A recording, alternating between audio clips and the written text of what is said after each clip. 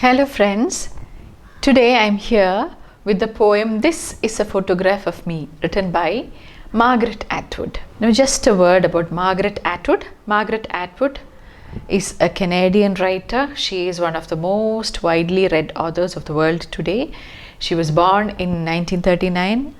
She continues to write even today. She writes novels, she writes poems, short stories, even children's literature. She's immensely popular. And she is a person who is often classified as a feminist, but she really doesn't like to be called a feminist.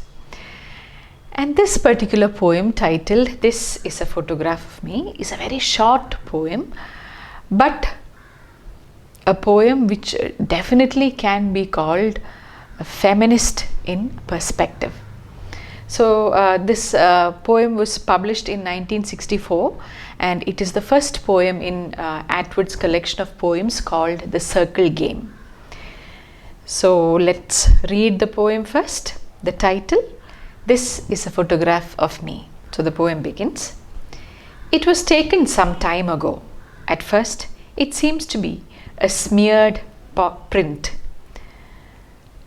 Blurred lines and grey flecks blended with the paper. Then, as you scan it, you see in the left-hand corner a thing that is like a branch, a part of a tree, balsam or spruce, emerging, and to the right, halfway up, what ought to be a gentle slope, a small frame house. In the background, there is a lake, and beyond that, some low hills. Okay, I'm stopping there with a reason. Okay, so how does the poem begin? The title itself has given a clue. This is a photograph of me.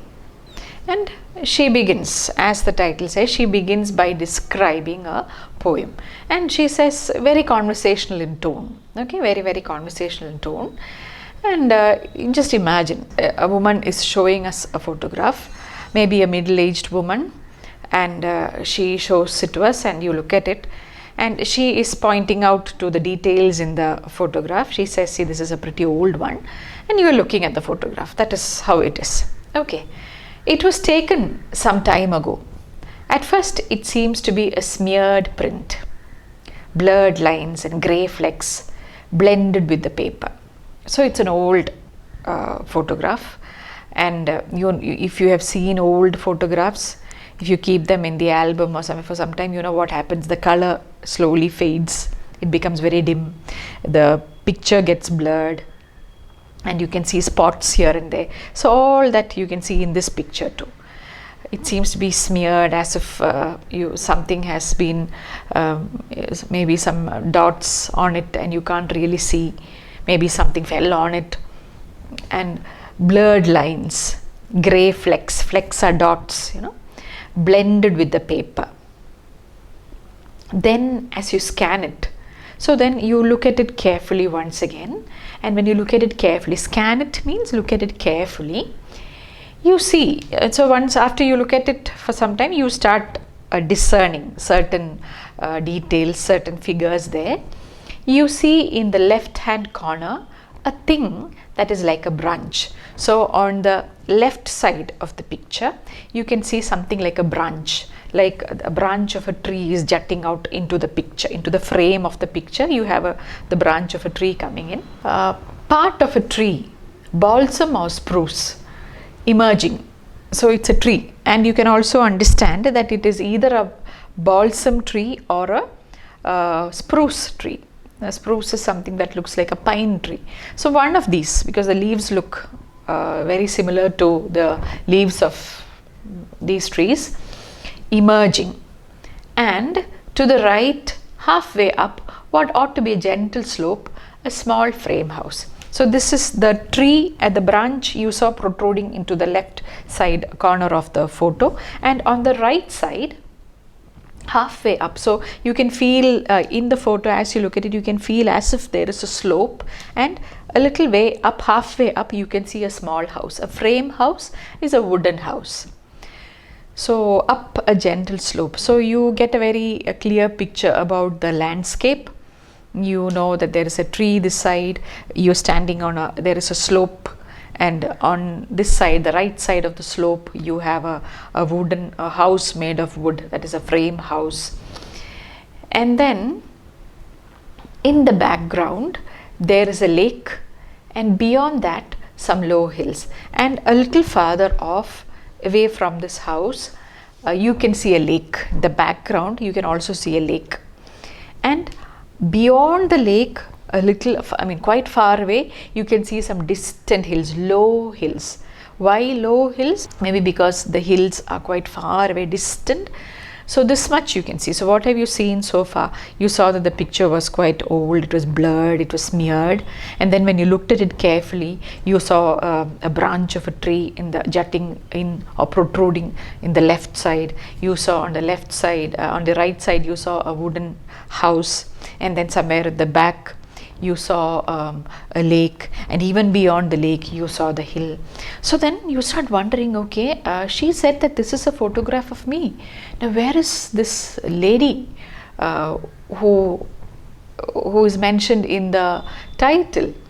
And then now the next line, it is in parentheses or in brackets, and this is the next line. So after the hills, she says, the photograph was taken the day after I drowned. I am in the lake, in the center of the picture, just under the surface. It is difficult to say where precisely, or to say how large or small I am. The effect of water on light is a distortion. But if you look long enough, eventually you will be able to see me. Okay, so from here onwards, from the photograph up to the end of the poem, the whole thing is in brackets or parentheses.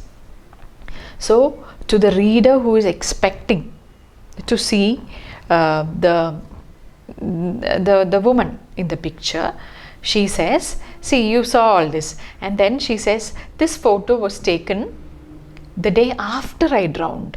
Okay, so when you read it first, you would think it's before I drowned, because how can you take a photo of somebody after she's drowned? And she is telling herself, she says, this is the photo that I took after the day I drowned.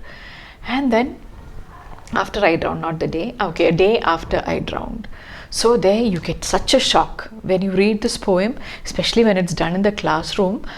It's really shocking. You can see your students kind of getting this experience this shock. And so the photo was taken the day after I drowned. And then she says, you can see me in the picture. Now it's kind of an eerie kind of feeling that you get. A dead woman. So this woman is dead. So she's talking to us and she says, just look carefully. You saw all the others, just look a little carefully. You can see me in the water. I am in the lake, in the center of the picture, just under the surface. So she's asking, can you see me? Just look carefully. In the lake, just under the surface of the water, you can see me. And then she says, it is difficult to say precisely where. Because it's an old, the photo has blurred, you see, and so I cannot really tell you where exactly, but just look somewhere in the center, I am there. And I can't tell you how large or small I am. I can't tell you anything more about myself, you see, because I don't know. And the effect of water on light is a distortion. Now you know that when something is submerged in the water, you can see the image. Even when you put your leg into the water, you can see that your leg would look bigger than it really is. That's because of the distortion that is caused by light playing there. And this water, it kind of enlarges you. That's why she says, I can't tell you very precisely how small or large I am, because the effect of water on light is a kind of a distortion. Distortion is something that is not exactly ugly, but something that is disfigured. So that's why she says, I am there. Take my word, because I know I am there, somewhere there in that area, in the center. I cannot point out exactly where, but I am there. But if you look long enough, eventually you will be able to see me. So she says, just don't give up, okay? You look carefully, look for some time, and then you can figure me out. I am surely there in the picture. If you look long enough, eventually you will be able to see me. That's the end of the poem. Now what would you make of this poem? It's a very powerful poem, though it looks very, very simple. So what is the poetess Margaret Atwood trying to tell us? This is a photograph of me, she says. Okay, this is a photograph of me, which means this is a photograph taken by somebody else. So here I told you right in the beginning that it's a poem with a distinctively feminist perspective. So here this woman represents all women who have been marginalized, who have been submerged under the rigors of patriarchy. And she does not have the right to draw herself. She is only permitted to be where she's put in a certain place, and she is supposed to be there. Now here, she is nowhere in the main frame. She is submerged under the water. Everything else is there. The tree, that is nature, the house, which may represent society or domestic life, that is there. The lake is there. The hills are there. But she who is supposed to be in the center of the picture is there in the center, but she is invisible because she is under the water. So the poetess is trying to tell us that the woman is suppressed and submerged, that she has no agency of her own. She has no right to act. She can only be acted upon. But she insists, I am there, I am there. You just have to look a little longer and you can see me there. It is a plea, or it is a reminder that just because you suppress somebody, they are not going to disappear. They are still there. And someday there is a possibility of them coming back to the main picture. Okay, so here, that's why she says, I am in the lake in the center of the picture. Because when you look at the lives that we live, women actually play a very important role. Just take the case of our homes. We do so much of work at home. And what would happen if we are not there? We, in the sense, I'm not talking about an individual, but especially maybe just take the Indian society and the roles that a woman plays in an Indian home. How she is the one who does all the cooking, the washing, and keeping the house neat and tidy, and taking care of the husband and the parents and the children, and the shopping and everything possible. And then, so what would be the condition if the woman is taken away from that picture?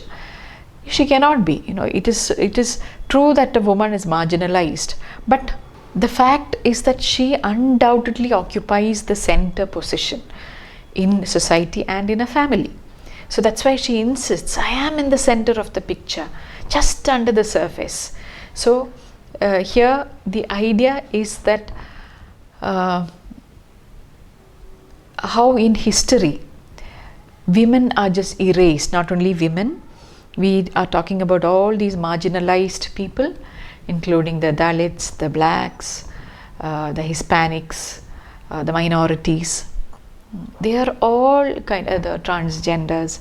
They are all erased, or they are denied their rightful place in society. That doesn't make them disappear. That is the point that is reiterated here. Just because you move them to the side and put them in the wings of the stage, and the main stage is occupied by men, it doesn't mean that the woman has completely disappeared from this world. She is still there, and all these marginalized people are there. They are all very much there. And so that is the main idea. So right from the title, where she says that this is a photograph of me, right from there she gives us this idea that she is not being given an agency. Somebody takes a photograph of hers. So there itself it is a passive voice. And so in the writing of history, in the creation of the main discourse, women are generally sidelined. So that is the idea.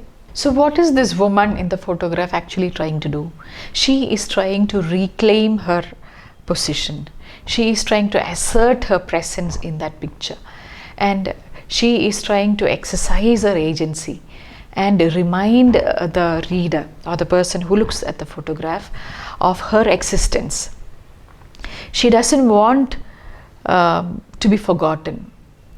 She wants the others to acknowledge her presence and her importance. So that is what Atwood is trying to do through this poem. A very simple one, but a very a thought-provoking kind of a poem, which reminds you of how even in the so-called developed nations, woman is often denied her rightful position in any field. And Margaret Atwood often writes on this theme that itself is a kind of a proof that even in a place like Canada, where she lives, women face such issues. And we don't really have to talk much about what happens in our country, because we know that this is very, very true. In spite of women being educated and getting better jobs, in spite of them being appointed in very high positions in their career, in spite of all that, at some point or the other in time, a woman is always reminded that she is a woman and that she has no right to overstep her place. So this poem passes on a very powerful image, and it is an attempt, as I say, to reaffirm her position and to reclaim all that has been denied to her.